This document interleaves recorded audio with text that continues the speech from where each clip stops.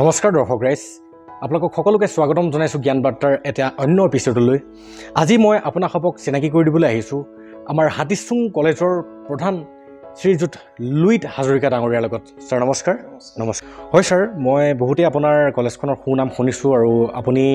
অধ্যক্ষ হোৱাৰ পাছৰ পৰা কলেজখনে শিক্ষাৰ দিশত বহুতখিনি আগবাঢ়িবলৈও পাইছে। তাৰ বাবে আমি পোনপ্ৰথমে আপোনাক ধন্যবাদ জনাইছোঁ। আৰু যিহেতু আমাৰ মৌজাৰ ভিত্তিতে আপুনি এখন কলেজৰ প্ৰধান, গতিকে মই আজি ভাবিলোঁ যে আপোনাৰ জীৱনজোৰা অভিজ্ঞতাৰ পৰা আপোনাৰ জ্ঞানৰ একাঁজলি লৈ মই বৰ্তমান সমাজখনলৈ যদি প্ৰেৰণ কৰি মোৰ লগতে বৰ্তমান সমাজৰ যিসকল অভিভাৱক অভিভাৱিকা আছে বা যিসকল বৰ্তমানৰ শিক্ষক আছে, যিসকল নৱপ্ৰজন্ম আছে, তেওঁলোকলৈ যাতে এটা প্ৰেৰণা, এটা জ্ঞান যাতে প্ৰেৰণ কৰিব পাৰোঁ, সেই উদ্দেশ্য লৈ আজি আপোনাৰ ওচৰলৈ আহিলোঁ। হয় ছাৰ, আপুনি এখন মহাবিদ্যালয়ৰ প্ৰধান হিচাপে মই আপোনাৰ পৰা এটা জিজ্ঞাসা লৈ আহিছিলোঁ যে মই জানিব বিচাৰোঁ আৰু হয়তো সমাজেও জানিব বিচাৰে, এটি শিশুৰ সৰ্বাংগীন বিকাশৰ ক্ষেত্ৰত মাক দেউতাক, তাৰ ঘৰখন বা সমাজখন বা বিদ্যালয়ৰ শিক্ষকসকল এই সকলোৰে ভূমিকাটো কেনেকুৱা হোৱা উচিত? জ্ঞান বাৰ্তাৰ জৰিয়তে শ্ৰীমান সুমন দাসে এই ব্যৱস্থাটো লোৱাৰ কাৰণে আন্তৰিক অভিনন্দন জনাইছোঁ। আৰু বিহুৰ লগতে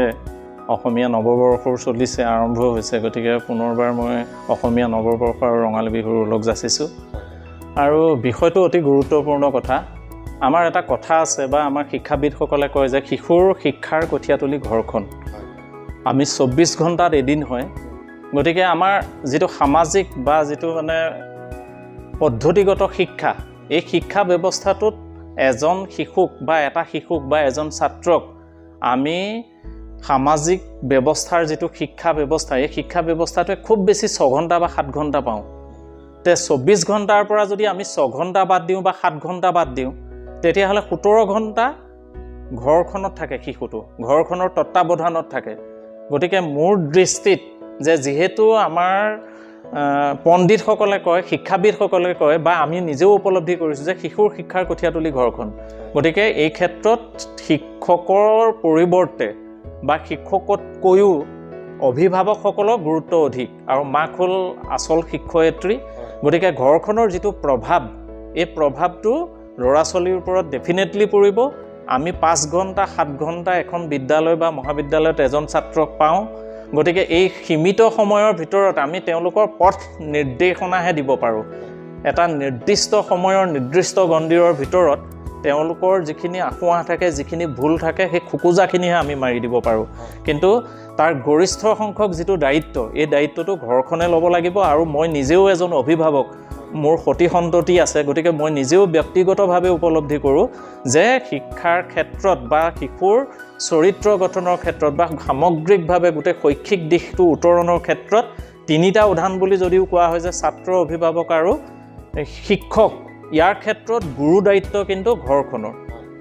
গতিকে ঘৰখনে এই ক্ষেত্ৰত যদি গুৰু দায়িত্ব পালন কৰে বা ঘৰখনৰ যদি কথাখিনি যোগাত্মক হয় বা ঘৰখনৰ কথাখিনি যদি বৰ্তমান সমাজ ব্যৱস্থাত চলি থকা যিটো আমাৰ যুৱ উশৃংখলতা বা সামাজিক ব্যাধি, এই ব্যাধিবোৰৰ সলনি বা ব্যাধিবোৰকে উদাহৰণ হিচাপে লৈ ঘৰখনে যদি তেওঁলোকৰ শিশুসকলক যদি নৈতিক শিক্ষা প্ৰদান কৰে বা তেওঁলোকক শিক্ষা প্ৰদান কৰে, মই ডেফিনেটলি ভাবোঁ যে সমাজখন ভাল হ'ব। আৰু তেনে পৰিৱেশত ডাঙৰ দীঘল হোৱা শিশু নিশ্চয় তাৰ চাৰিত্ৰিক গঠনে হওক, নৈতিক ক্ষেত্ৰতে হওক বা শৈক্ষিক ক্ষেত্ৰখনতে হওক, তেওঁলোক ডেফিনেটলি ভাল হ'ব। আৰু আমাৰ অভিভাৱকসকলৰ স্বাভাৱিকতে এটা কথা আছে যে যেতিয়া এজন ছাত্ৰই পৰীক্ষাত ভাল ফলাফল কৰিব,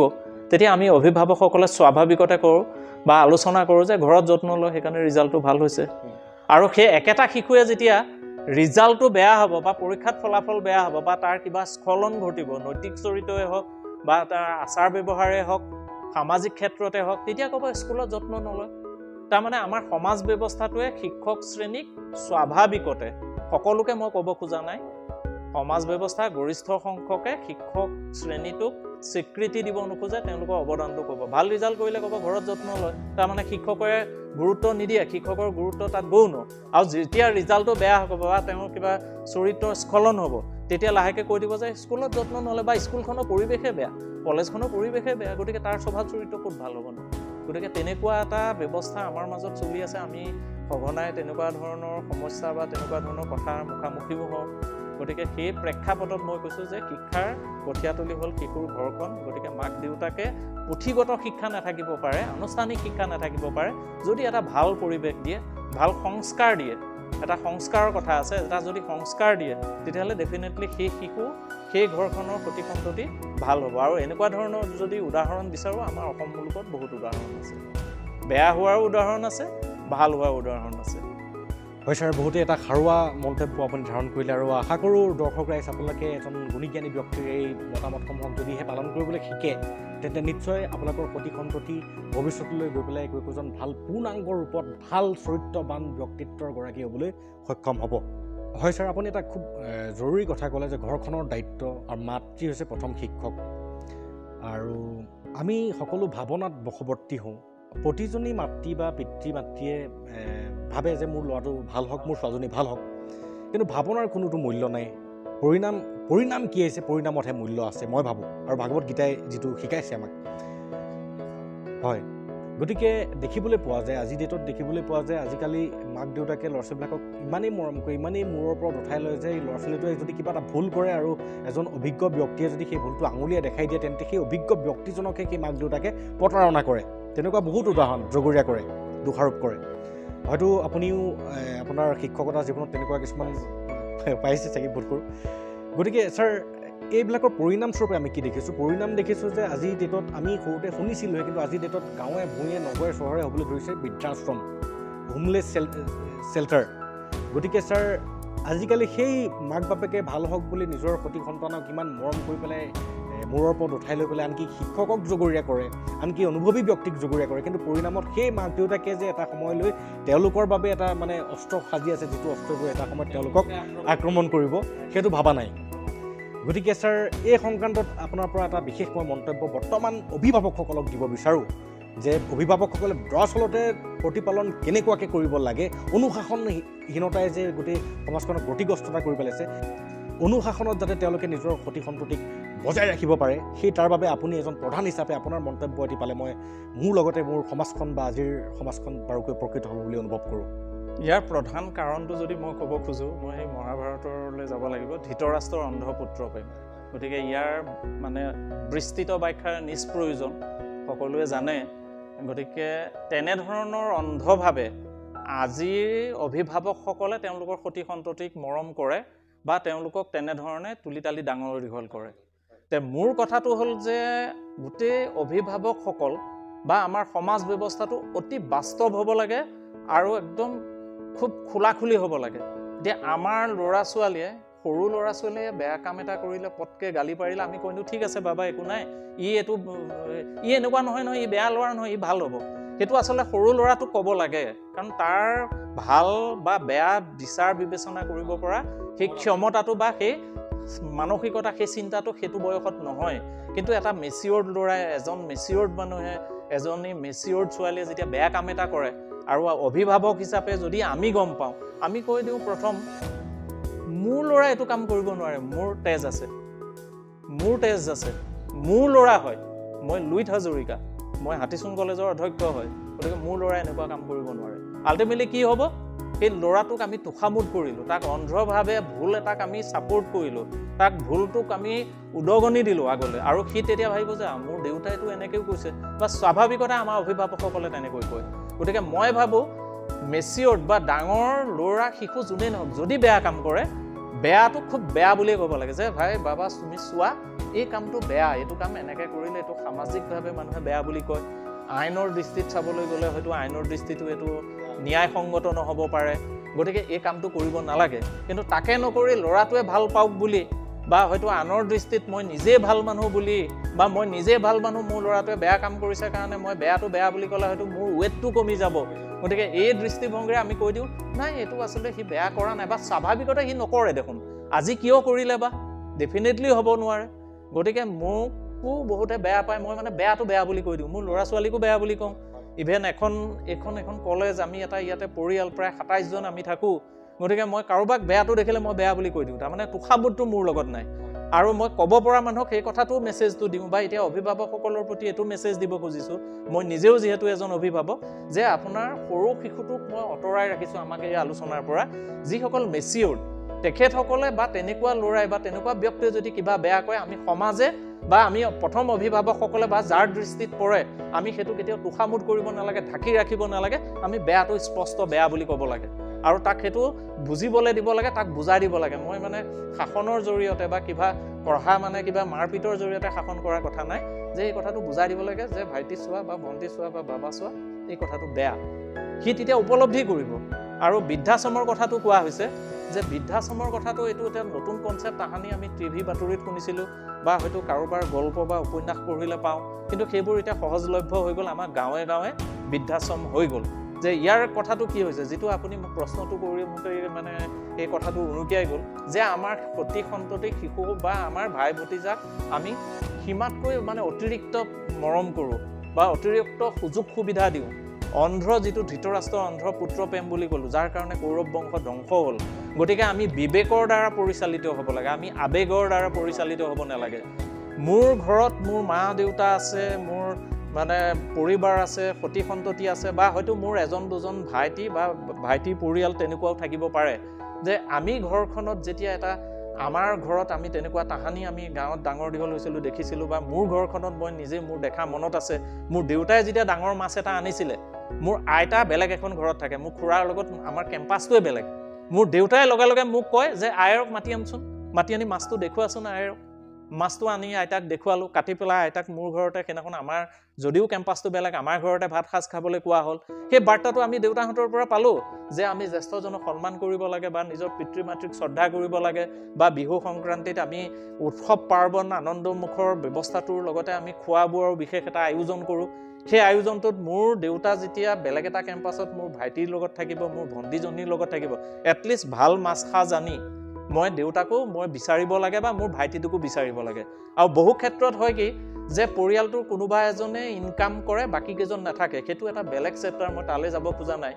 কিন্তু যেই নহওক তেনেকুৱা উৎসৱ পাৰ্বণত যেতিয়া বিহুটো আহিব, বিহুটো আহিলে মোৰ ভাইটোৱে পৰিয়ালটো বেলেগে লৈ আছে, তাৰ ইনকাম চ'ৰ্চ কম, মোৰ মা তাত থাকে, মোৰ দেউতা তাত থাকে,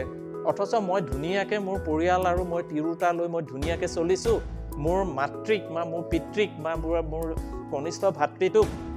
বিহুৰ দিনা এসাঁজ মই খাবলৈ দিয়া নাই, বা মোৰ ঘৰলৈ মাতি আনি এসাঁজ খোৱাৰ মোৰ ধৃষ্টতাটো নাই বা মোৰ মানসিকতাটো নাই। গতিকে এই পৰিৱেশটোত যেতিয়া আমাৰ সতি সন্ততি ডাঙৰ দীঘল হ'ব, গতিকে তেনেকুৱা সতি সন্ততিয়ে সেইটোকে শিক্ষা ল'ব আৰু পৰৱৰ্তী সময়ত আমাকে অৱহেলা কৰিব। কাৰণ যিটো আমি আম ৰুলে তাতে আমেই লাগিব, লেটেকু কেতিয়াও নালাগে, আপেল কেতিয়াও নালাগে। গতিকে সেই বস্তুটোৱে বা সেই তেনেকুৱা পৰিৱেশত ডাঙৰ দীঘল হোৱা শিশু বা তেনেকুৱা ল'ৰা ছোৱালীয়ে হয়তো আগন্তুক দিনত ভৱিষ্যতে আমাকে প্ৰতাৰণা কৰিব, আমাকে অৱহেলা কৰিব। গতিকে মই ভাবোঁ এই ক্ষেত্ৰত অভিভাৱকসকলে মানে এটা পৰিৱেশ দিব লাগে, যে যিটো পৰিৱেশত ল'ৰা ছোৱালী ডাঙৰ দীঘল হ'লে পৰিৱেশে মানুহ গঢ়ে। গতিকে পৰিৱেশটো যদি ভাল দিওঁ, ডেফিনেটলি তাৰ ফলটো তাৰ পৰিৱেশটো ভাল হ'ব। কাৰণ তাহানি আমি এটা পাঠ পঢ়িছিলোঁ আমি স্কুলত, এটা ভাটৌৰ চৰাই কাহিনী, ৰবি ৰবি ধৰ ধৰ মাৰ মাৰ। গতিকে সেইটো মানে বিস্তৃত ব্যাখ্যাৰ নিজ প্ৰয়োজন, যে দুটা ভাটৌ দুটা পৰিৱেশত ডাঙৰ হৈছিল। এজন ভাল মানুহৰ ঘৰত এটা ভাটৌ আছিল, এটা মানে চিকাৰীৰ ঘৰত আছিল। গতিকে চিকাৰীটোৱে যেনেকুৱা ধৰণৰ স্বভাৱ চৰিত্ৰ, যেনেকুৱা ধৰণৰ ব্যৱহাৰ কৰিছিল, যেনেকুৱা ধৰণৰ মানে কথোপকথন বাক্যবান কৰিছিল, ভাটৌটোৱে সেইটোকে শিকিলে। গতিকে আমাৰ সন্তানটোৱে মোৰ মা দেউতা মোৰ জীৱিত হৈ আছে, মোৰ লগতে আছে, হয়তো চৌকাটো বেলেগে খায়। মই ভাবোঁ চৌকাটো বেলেগে খোৱা কনচেপ্টটো হ'বই নালাগে, কাৰণ মোক জন্ম দিয়া পিতৃ মাতৃ মোৰ জন্মদাত্ৰী হয়। গতিকে তেখেতসকলৰ মৃত্যু পৰ্যন্ত সম্পূৰ্ণ দায়িত্ব, যেনেকৈ শ্ৰৱণৰ যদি পিতৃ ভক্তিৰ কথা কওঁ, তেওঁতো অন্ধ পুত্ৰ পিতৃ মানে কি কৰিছিল, পিতৃ মাতৃ কান্ধত লৈ ফুৰিছিলে। গতিকে মই ভাবোঁ প্ৰত্যেকজন ব্যক্তিয়ে এই দায়িত্বটো হ'ব লাগে নিজৰ জ্যেষ্ঠজনৰ প্ৰতি, বিশেষকৈ জন্মদাত্ৰী পিতৃ আৰু মাতৃৰ প্ৰতি। যদিহে সেই দায়িত্ব আমি প্ৰতিজন অভিভাৱকে দেখুৱাওঁ, আমি পালন কৰোঁ, তেতিয়াহ'লে নিশ্চয় মোৰ সতি সন্ততিয়ে কেতিয়াও মোক বৃদ্ধাশ্ৰমলৈ যাবলৈ নিদিব, আৰু হয়তো মোৰ পৰিয়ালত বা মোৰ গাঁওখনত বা মই থকা পৰিৱেশটো তেনেকুৱা বৃদ্ধাশ্ৰমৰ এটা ধাৰণা, এটা কনচেপ্ট কেতিয়াও নাহিব। ছাৰ বহুত বহুত ধন্যবাদ। আপুনি আমাৰ সমাজখনক এনকাৰেজ হোৱাকৈ যিটো সাৱলীল মন্তব্য ধাৰণ কৰিলে, আৰু আশা কৰোঁ ইয়াৰ পৰা শিকক আমাৰ দৰ্শক ৰাইজে। তেওঁলোক গোটেই জীৱন সাধনাৰ দ্বাৰা জ্ঞান আহৰণ কৰি বৰ্তমান এখন কলেজৰ প্ৰিন্সিপালৰ দপ্তৰত আছে। যিকোনো এজন মানুহ প্ৰিন্সিপালৰ দপ্তৰত সেই প্ৰিন্সিপালৰ আসনত বহিবলৈ যোগ্যৱান নহয়, তেখেতৰ সেই যোগ্যতা আছে কাৰণে আজি তেখেত এই আসনৰ গৰাকী হৈছে। আৰু তেখেতৰ এই সাৰুৱা মন্তব্যসমূহক যদি আমি গ্ৰহণ কৰিবলৈ চেষ্টা কৰোঁ, তেন্তে কিয় আমাক মহু সদৰে কাম নকৰিবনে বাৰু আপোনালোকক প্ৰশ্ন কৰিছোঁ ৰাইজ নিজে বিবেচনা কৰি চাব হয় ছাৰ কথোপকথনৰ মাজতেই আমি বহুতখিনি ধৰি লওক অকণ বেছি কনচেনট্ৰেটমূলক কথা বতৰা পাতিছোঁ এতিয়া অকণমান আপোনাৰ ব্যক্তিগত জীৱনত দুই এটা কথা মই জানিবলৈ চেষ্টা কৰোঁ হয় ছাৰ যিহেতু আপুনি এতিয়া বৰ্তমান এখন কলেজৰ প্ৰিন্সিপাল কিন্তু আপুনিও আমাৰ দৰে ল'ৰালিকাল পাৰ কৰি থৈ আহিছে আৰু আমি ল'ৰালিকালত ধৰি লওক আমিও খেলা ধূলা কৰিছিলোঁ লুকা ভাকু খেলিছিলোঁ চোৰ পুলিচ খেলিছিলোঁ গুডু খেলিছিলোঁ কেতিয়াবা লগৰবিলাকৰ লগত ফুটবল ভলীবল পলিথিনেদি মেৰিয়াই হয় হয় ছাৰ আপুনি এতিয়া হয় হয় গতিকে ছাৰ মই আপোনাৰ পৰাও জানিব বিচাৰোঁ যে আপোনালোকেও সেই তেনেকুৱা আমাৰ দৰেই কেতিয়াবা ধৰি লওক আমি লগৰ লগত কেতিয়াবা কাজিয়া পেচালো লাগিছিলে আৰু ভৰিত টেমনি উঠিয়ে আহে কেতিয়াবা আৰু এটা বস্তু আছিলে আজিকালি দেখা পোৱা নাযায় হুল খুতৰীয়া বুলি এটা গছ আছিলে আজিকালি অকণমান কমিছে আমি খেলিবলৈ গ'লে কোনোবা নহয় কোনোবা এজনৰ ভৰিত হুল খুতৰীয়া সোমাব গতিকে সেই তাহানিৰ দিনবিলাকলৈ যদি মনত পেলাওঁ খুবেই এটা স্মৃতি ৰোমন্থন হোৱা যেন লাগে গতিকে হয় ছাৰ মই আপোনাৰ ল'ৰালিকালৰ কিছু তেনেকুৱা স্মৃতি যিখিনি স্মৃতি আমি জানিলে আৰু যিখিনি স্মৃতিৰ দ্বাৰা আপুনি অনুপ্ৰাণিত হৈ আজি বৰ্তমানৰ এই আসনখনৰ অধিকাৰী হ'ব পাৰিছে যিখিনি আপোনাক একাগ্ৰতাত ব্ৰতী হৈ থাকিবলৈ সহায় কৰিছে সেই তেনেকুৱা স্মৃতিসমূহক যদি মই বৰ্তমান নৱপ্ৰজন্মক জনাব পাৰোঁ তেন্তে ছাৰ মই ভাবোঁ যে বৰ্তমানৰ নৱপ্ৰজন্মই নিশ্চয় সেইসমূহৰ পৰা কিবা এটা উপকৃত হ'ব বিষয়টো খুব মানে ইণ্টাৰেষ্টিং কাৰণ শৈশৱলৈ উভতি গ'লে ভালেই লাগে আৰু মই নিজেও মানে গ্ৰামাঞ্চলতে ডাঙৰ দীঘল হৈছোঁ সাধাৰণ এটা পৰিয়ালত ডাঙৰ দীঘল হৈছিলোঁ আমি বিলৰ পাৰত আমাৰ গাঁও আছিলে বা ঘৰ আছিলে আমি স্কুললৈ যোৱাৰ আগতো ইভেন মানে গাটো সেই বিলত ধুই পেলাইহে আহি স্কুললৈ গৈছিলোঁ বিলত মাছ মাৰিছিলোঁ তেনেধৰণে আমি ডাঙৰ দীঘল হৈছিলোঁ গতিকে তাত আমি এটা পৰিৱেশ দেখিছিলোঁ যে শিক্ষক বুলি ক'লে সমাজৰ এজন খুব মানে আগশাৰীৰ ব্যক্তি হিচাপে তেতিয়া গণ্য কৰা হৈছিলে আজিকালি মানুহৰ সামাজিক আমি যিখন সমাজত বসবাস কৰোঁ এই সমাজখনত মানুহৰ ওজনটো ৱেটটো ধন সম্পত্তিৰে জোখা হয় কিন্তু তাহানি আমি শৈশৱত আমিতো বহুত দিনৰ পুৰণা নহয় মোৰ এতিয়া 51 বছৰ বয়স হৈছে আমি যেতিয়া স্কুল পঢ়িছিলোঁ তেতিয়া কিন্তু মানুহৰ ওজনটো ধন টকা পইচাৰে কৰা হোৱা নাছিলে আৰু শিক্ষক শ্ৰেণীক যিহেতু গাঁৱত শিক্ষকেই বেছি আছিল অন্য ধৰণৰ চাকৰিয়াল কম আছিল বা আমাৰ গাঁওখনত আমি য'ত ডাঙৰ দীঘল হৈছিলোঁ তাতে অন্য ধৰণৰ চাকৰিয়াল খুব কমেই আছিলে ব্যক্তিগতভাৱে মোৰ দেউতাও এজন শিক্ষক আছিলে গতিকে আমি তেতিয়া দেখিছিলোঁ যে শিক্ষক শ্ৰেণীক যথেষ্ট শ্ৰদ্ধা কৰিছিলে আৰু আমি যেতিয়া খেলা ধূলা কৰিছিলোঁ খেলা ধূলা কৰোঁতে যদি ৰাস্তাৰ সন্মুখেৰে বা সেই ৰাস্তাটোত খেলা ধূলা আমি বিৰিং গুটি খেলিছিলোঁ ৰাস্তাত ধূলি তেনেকৈ গাঁত এটা বনাই শিক্ষকক যদি আঁতৰতে দেখা পাইছিলোঁ যিটো আমি ফাঁহি চিটিকা বুলি কওঁ তাৰমানে কাৰণ পিছদিনাখন যেতিয়া স্কুলত পাব কিবা এটা ধৰিবতো এনেকুৱা এটা ধৰিব যে ইয়াকতো ধৰিব লাগিব ইয়াক কি পেছত পেলাম গতিকে পঢ়াটোতো উত্তৰ দিছে এইটো ঠিক আছে একদম নোৱাৰলৈ গৈ থাকিব যাতে এইটো উত্তৰ দিব নোৱাৰে ইভেন মোৰ দেউতাই নিজেও দেউতাই অংক পঢ়াইছিলে আমি স্কুলত আৰু যেতিয়া নোৱাৰা অংক এটা দি পেলাই ধৰিব তেতিয়া দেউতাই এচাইডাল লৈ পেলাই ক'ব হাজৰিকা কালি আমুক কৰি আছিলা নহয় হাজৰিকা এতিয়া ক'ত যাবা হাজৰিকাকতো মই কালি সোনকালে উঠি পঢ়িবলৈ দিছিলোঁ তেতিয়া মোৰ নাম কাঢ়ি নামাতিছিলে বা লগৰ ল'ৰাবোৰক তেনেকৈ ঠাট্টা কৰি পেলাই আমাক কোবাইছিলে মোৰ নিজৰ দেউতাকে মানে মোক হাজৰিকা বুলি কয় তেতিয়া আমি যিহেতু উপাধি হাজৰিকা লিখোঁ হাজৰিকা তোমাকতো কালি কৈছিলোঁ ৰাতিপুৱা সোনকালে উঠিবলৈ তুমিতো এইটো নুঠিলা তোমাক মই কৈছিলোঁ এইটো অংক কৰি পেলাই মোক দেখুৱাবলৈ তুমি নকৰিলা গতিকে তেনেকুৱা এটা পৰিৱেশত যেতিয়া আমি ডাঙৰ দীঘল হৈছিলোঁ আমাৰ শিক্ষকসকলক দেখিছিলোঁ আমাৰ এইটো মনত এটা মাইণ্ডছেট এটা থাকে যে কালিলৈ শিক্ষকে এইটো ধৰিব গতিকে এইটো যদি আদায় দিব নোৱাৰোঁ কালিলৈ মোৰ কি অৱস্থা হ'ব আৰু শিক্ষকে স্কুলত পিটাৰ পিছত আকৌ ঘৰত গোচৰ দিব দিয়াৰ পিছত আকৌ ঘৰৰ মানুহে ক'ব তাক আৰু পিটিব লাগিছিলে এইটো নপঢ়ে এই কথা নুশুনে কিন্তু আজিকালি কথাটো ওলোটা আজি যদি স্কুলত কোনোবা শিক্ষকে কাৰোবাক বেটায় সেইটো পুলিচ কেছ হ'ব নহ'লে ইমিডিয়েট মিডিয়াত যায় তেওঁ শিক্ষকৰ ওপৰত হায়াৰ অথৰিটিত মানে কিবা কমপ্লেইন দিয়া হয় আৰু আহি পেলাই অভিভাৱকে গালি গালাজ ঘৰতে কৰেহি আৰু স্কুলতে কৰেহি আৰু আটাইতকৈ ডাঙৰ কথাটো হ'ল মই আকৌ ক'ম যে পৰিৱেশে মানুহ গঢ়ে আজিকালি আমি স্কুলত আমাৰ এই কলেজত আমাৰ দেখা পাইছোঁ আমাৰ ল'ৰা ছোৱালী তেওঁলোকৰ ব্যৱস্থাটো কেনেকুৱা হৈছে আমি শিক্ষকক শ্ৰদ্ধা সহকাৰে মাতিছিলোঁ আমি চাইকেলৰ পৰা নামিছিলোঁ আমি তিনিআলিত নাথাকোঁ তেওঁলোকৰ সন্মুখত চকীত বহা নাছিলোঁ কিবা কাৰণে ক'ৰবাত থিয়েটাৰ বা ক'ৰবাত সামাজিক অনুষ্ঠান প্ৰতিষ্ঠানত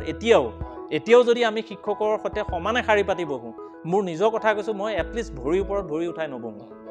এতিয়া আজিকালি ল'ৰা ছোৱালী আমাৰ সন্মুখত ভৰিৰ ওপৰত ভৰি উঠাই ভৰিখন এনেকৈ জোকাৰি থাকে মেনাৰ্ছ নাইকিয়া হ'ল আমাক এতিয়া কলেজৰ ল'ৰা ছোৱালীয়ে বাটে ফুটে কলেজত দেখা পালে এনেকৈ কয় তাৰমানে তোৰ ভাল তাৰমানে আমাক মুখেৰে একো নকয় আমি ছাৰক ছাৰ ভালনে এতিয়াও গাড়ীখন চলাই গ'লে মই ছাৰ ভালনে বুলি ক'লে ছাৰে নুশুনে কিন্তু স্বতঃস্ফূৰ্তভাৱে শ্ৰদ্ধা সহকাৰে মূৰটো দু খাই আহে আৰু সেইটো কাৰণে কৈ দিওঁ মুখেৰে মানে ক'ব নোৱাৰাকৈ ওলাই আহে ছাৰ আপোনাৰ ভালনে কিন্তু মই গাড়ী চলাই আছোঁ বা হয়তো ছাৰেও গাড়ী চলাই আছে বা ছাৰ খোজকাঢ়ি আহিছে যদি মই গাড়ী চলাই আছোঁ মোৰ সেই বাক্যটো ছাৰে নুশুনে কিন্তু এইটো তেখেতৰ প্ৰতি শ্ৰদ্ধাৰ কাৰণে হয় মানে মূৰটো দু খাই আৰু আমি কৈ দিওঁ যে ছাৰ আপোনাৰ ভালনে ক'ৰ পৰা আহিল আৰু আজিৰ প্ৰজন্মৰ ছাত্ৰই আমাক কি বুলি কয় যে আমাক মূৰটোৱে এনেকৈ কয় একে অতি প্ৰেক্টিকেল তাৰমানে তোৰ ভাল তই আছ গতিকে এনেকুৱা এটা মানসিকতা এই ব্যৱস্থাটো এইটো কাৰণেই হৈছে শিক্ষকসকলৰ বাৰু জগৰ আছে কিন্তু কথা হ'ল সকলো কথা শিক্ষকে স্কুলত শিকোৱাটো সম্ভৱ নহয় ৰুটিন এখন থাকে এটা নিৰ্দিষ্ট পৰিৱেশ থাকে এটা নিৰ্দিষ্ট সীমা থাকে সেই নিৰ্দিষ্ট ৰুটিনৰ ভিতৰত নিৰ্দিষ্ট বিষয় পঢ়ুৱাব লাগে ইয়াততো এতিয়া এনেকুৱা এটা লেচন এনেকুৱা এটা টাইম দিব নোৱাৰি যে কেনেধৰণে জ্যেষ্ঠজনক সন্মান কৰিব লাগে কেনেধৰণে আচাৰ ব্যৱহাৰ কৰিব লাগে সেই শিক্ষাটোতো এটলিষ্ট এতিয়া স্কুল কলেজত এঘণ্টা ক্লাছ এটা দি কেতিয়াও শিকোৱা নহয় শিকাবলৈ বিচাৰিলে কোনো শিকাবলৈ নাহে আকৌ শিকাবলৈ খুজিলে কিছুমানে বিৰূপ মন্তব্য কৰিব গতিকে এই ব্যৱস্থাটো ঘৰখনে কৰিব লাগিব ঘৰখনে দেখুৱাব লাগিব সেইকাৰণে আমাৰ শৈশৱবোৰ খুব মানে আমি খেলি ধূলি ডাঙৰ দীঘল হৈছিলোঁ জ্যেষ্ঠসকলৰ প্ৰতি আমাৰ শ্ৰদ্ধা আছিল ডাঙৰসকলৰ প্ৰতি শ্ৰদ্ধা আছিল আমি যেতিয়া খেলিবলৈ গৈছিলোঁ গাঁৱৰ কোনোবা আমাতকৈ জ্যেষ্ঠ ল'ৰা এটা আমাক সময়ৰ বাহিৰত এতিয়া সন্ধিয়া সময়ত যদি আমি ওলাই গ'লোঁ এতিয়া ভৰি হাত ধুই প্ৰাৰ্থনা কৰিব লাগে নাই পঢ়িব লাগে নে নালাগে আমি ভয় কৰিছিলোঁ আমাক কোবাইছিলে কিন্তু আজিকালি সমাজ ব্যৱস্থাই সেই কথাটো নাইকিয়া কৰি দিলে আজিকালি অভিভাৱকসকলে নিজে নিজকে জ্যেষ্ঠ বা ভাল বুলি বা শ্ৰেষ্ঠ বুলি ভাবাৰ কাৰণে নেকি নাজানো যে সেই শাসনটো নিজৰ ল'ৰা ছোৱালীকো নকৰে বা মই নিজে হয়তো আনক নকৰোঁ সেই ভয়টোৰ কাৰণে যে সেই অভিভাৱকসকলে মোক আহি পেলাই কিবা মানে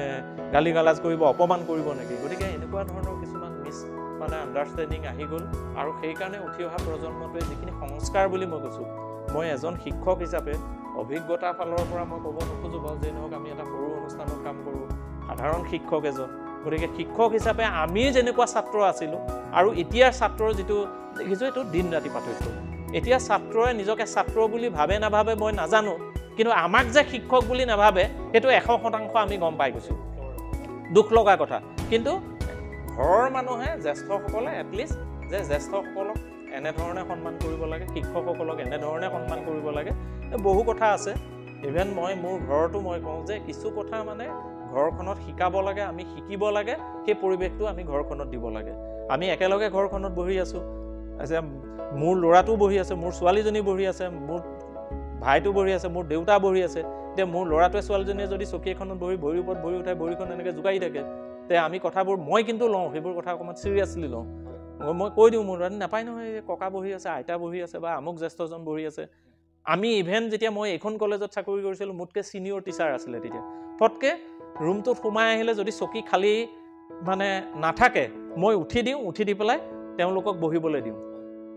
আৰু বিইং এজ এ প্ৰিন্সিপাল মই এখন এই মহাবিদ্যালয়ৰ অধ্যক্ষ হিচাপে মোৰ ইয়ালৈ চিনাকি যি নহওক মোতকৈ যেতিয়া জ্যেষ্ঠ কোনোবা এজনে মোক ইয়াত বিচাৰি আহে এটলিষ্ট তেখেতসকলক মই আহিলে উঠিলে মই চকীখনৰ পৰা উঠি পেলাই সম্ভাষণ কৰোঁ আৰু যোৱাৰ সময়ত মোৰ যিমান দূৰ ছিক্স চেন্সে কয় মানে তেওঁলোকক যেতিয়া বিদায় লয় মই নিজেও থিয় হৈ পেলাইহে তেওঁলোকক বিদায় দিওঁ মই তেওঁক থিয় হৈহে বিদায় দিওঁ এইটো এক সংস্কাৰ গতিকে এই পৰিৱেশটো যদি আমি ঘৰখনত প্ৰত্যেকে দিওঁ তেতিয়াহ'লে মই ভাবোঁ উঠি অহা প্ৰজন্মটো নিশ্চয় ভাল হ'ব আৰু সেইটো কাৰণে অকণমান সদিচ্ছা লাগিব অকণমান নিজৰ যোগাত্মক চিন্তা লাগিব এনেধৰণে যদি কথাবোৰ আমি আৰম্ভ কৰোঁ তেতিয়া সমাজখন চাগৈ এতিয়াতো সমাজখন খুব বেয়া হৈ গ'ল মই নিজেও চিন্তিত যে মোৰ এটা ল'ৰা আছে এজনী ছোৱালী আছে ইহঁত সঁচা অৰ্থত মানুহ হ'বনে নহয় এইটো মোৰ এটা প্ৰশ্নবোধক চিন সঘনাই প্ৰতিদিনে এইটো মোৰ উদয় হয় আৰু মই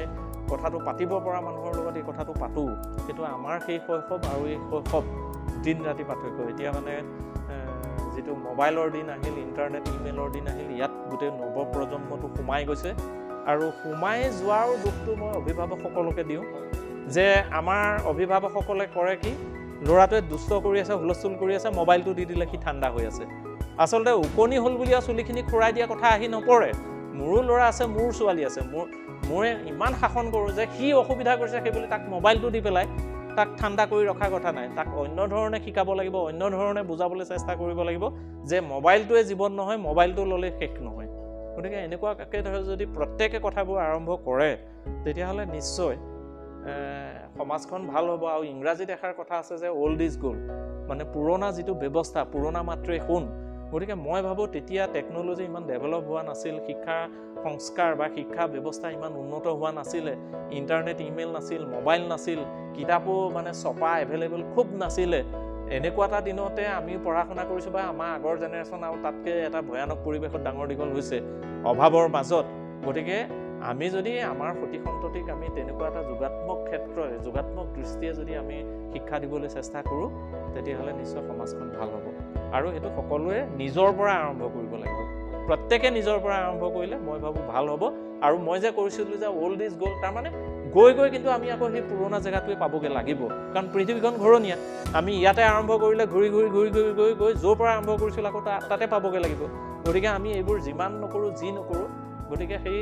পুৰণা ব্যৱস্থাটো বৰ্তমানৰ তুলনাত যথেষ্ট ভাল বুলিয়ে মই ক'ব খোজোঁ। আৰু গতিকে সেই শৈশৱৰ কথা ক'লেতো সেইকাৰণেই ভাল লাগে। আৰু সেই সময়ৰ আমাৰ ছাত্ৰ ছাত্ৰী শিক্ষকৰ যিটো সম্পৰ্ক আছিল, যিটো মানে ব্যৱস্থা আছিলে, সেইটো ইয়াতকৈ যথেষ্ট উন্নত। আৰু উন্নতৰ কাৰণ এইটোৱে আছিল যে সেই স্কুলবোৰত বা সেই বিদ্যালয়বোৰত এটা পৰিৱেশ আছিলে, ঘৰখনতো প্ৰতিখন ঘৰখনতে এটা পৰিৱেশ আছিলে। গতিকে সেই পৰিৱেশে আমি ডাঙৰ দীঘল হৈছিলোঁ। গধূলা হোৱাৰ লগে লগে গাঁৱত আমাৰ সন্ধ্যা প্ৰতি ঘৰতে প্ৰাৰ্থনা গোৱা এটা মাত শুনিবলৈ পাইছিলোঁ আমি। আজিকালি প্ৰাৰ্থনা ব্যৱস্থাটো নাইকিয়া হৈ গ'ল, মোবাইলতে ব্যস্ত হৈ থাকে। গতিকে এই বিষয়ে আলোচনা কৰিলে গোটেই মানে 24 ঘণ্টা বহিলেও শেষ নহ'ব, 24 ঘণ্টা বহিলেও শেষ নহ'ব। হয় ছাৰ, ঠিকেই কৈছে বাৰু। যি নহওক বহুত ভাল লাগিলে কম মানে সময়ৰ ভিতৰতে আপুনি যিখিনি পৰামৰ্শ আমাৰ সমাজখনলৈ দিছে, আশা কৰোঁ সকলোৱেতো পালন কৰিব নোৱাৰে। আৰু মোক আমাৰ নগাঁও কলেজৰ এক্স প্ৰিন্সিপাল ডক্টৰ শৰৎ বৰকটকী ছাৰে কৈছিলে যে সুমন, তুমি নিৰাশ নহ'বা কিন্তু দেই, এই ক্ষেত্ৰত তুমি ক্ৰীম বনাই আছা, আৰু ক্ৰীম সকলোৱে কিন্তু হজম কৰিব নোৱাৰে। গতিকে ময়ো মোৰ দৰ্শকসকলক, যিসকলে মোৰ এই অনুষ্ঠানটো নিয়মীয়াকৈ চাই, আপোনালোকে অন্ততঃ বুজিবলৈ চেষ্টা কৰক। মই এই প্ৰচেষ্টাটো আমাৰ নিজৰ সকলোৰে সৰ্বহিতৰ কাৰণে কৰিছোঁ। মই আজি ছাৰৰ পৰা জ্ঞানসমূহ মোৰ নিজৰ ববীয়াকৈ লৈ মোৰ তাতে জমা ৰাখিব বিচৰা নাই, মই সমাজলৈ বিতৰণ কৰি দিছোঁ, যাতে সকলো উপকৃত হওক ছাৰ। বাৰু যি নহওক ছাৰ, এটা কথা বহুতেই ভাল লাগিলে মই আপোনাৰ পৰা, তাৰ লগতে সংগতি ৰাখি পেলাই এটা কথা মই জানিব বিচাৰোঁ। মোবাইল ফোনৰ ব্যৱহাৰটোৰ কথা আপুনি ক'লে। আজিকালি দেখা যায় যে প্ৰতিখন কলেজতে এটা অনুশাসন বান্ধি দিয়া যায় যে mobile phone fully restricted mobile phone. কিন্তু তৎসত্ত্বেও একাংশ এনেকুৱা অশিষ্টাচাৰী ছাত্ৰ ছাত্ৰী আমাৰ এই সমাজতে আছে যে সিহঁতে সেই কলেজৰ অনুশাসন ভংগ কৰি পেলাই বা মহাবিদ্যালয়ৰো সেই অনুশাসন ভংগ কৰি পেলাই সিহঁতে নিজৰ মন মতুৱালিভাৱে সেই মোবাইলটো ব্যৱহাৰ কৰে। গতিকে সিহঁতে সেই মনোবৃত্তি ক'ৰ পৰা পাইছে? সিহঁতে এই কলেজৰ বনাই থোৱা, ইমান ডাঙৰকৈ বনাই থোৱা, শিক্ষাগুৰুসকলে বনাই থোৱা নীতি নিয়ম, য'ত নেকি আমি যদি আমাৰ সৰুকাললৈ মনত পেলাব, আমি কলেজ পঢ়ি থাকোঁতে আমি যেতিয়া প্ৰিন্সিপাল ছাৰহঁতক দেখিলে আঁতৰ হওঁ। আজিকালি ইমানেই মানে নিৰ্ভয় হৈ গ'ল, ইমানেই যে সেই সাহস ক'ত পালে আজিকালি ষ্টুডেণ্টে যে অনুশাসন ভংগ কৰি দিম। আৰু অনুশাসন ভংগ কৰিলে সেই ভংগ কৰা অনুশাসন ভংগকাৰী এজনক যদি আপুনি হাতে লোটে ধৰেও, তেন্তে সেই অনুশাসন ভংগকাৰীজনৰ পিতৃ মাতৃ আহি হয়তো আপোনাকহে অপদস্থ কৰিব। গতিকে ছাৰ, এই ক্ষেত্ৰত মই আপোনাৰ পৰা দুই এটি মানে বৰ্তমান সমাজলৈ জাগৰণমুখী দুই এটি সংলাপ বিচাৰোঁ ছাৰ আপোনাৰ।